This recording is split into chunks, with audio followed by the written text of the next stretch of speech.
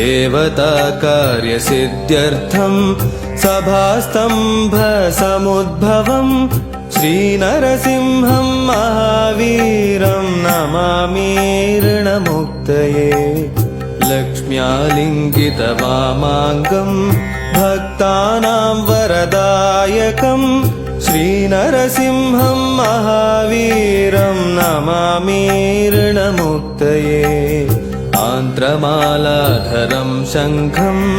चक्राब्जायुधधारिणं श्रीनरसिंहं महावीरं नमामि ऋणमुक्तये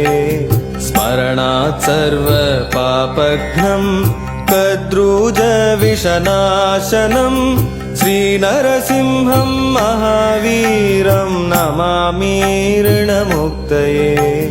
सिंहनादेन महता दिग्दन्ति भयनाशनं श्रीनरसिंहं महावीरं नमामि ऋणमुक्तये प्रह्लादवरदं श्रीशं दैत्येश्वरविदारणं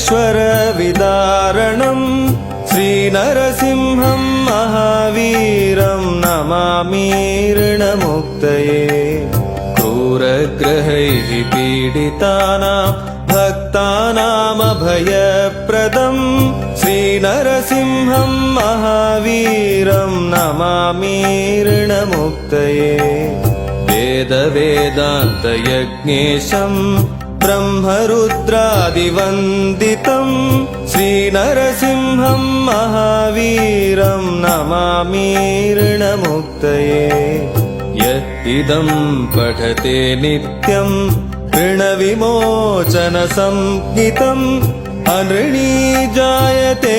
सद्यो धनं शीघ्रमवाप्नुयात्।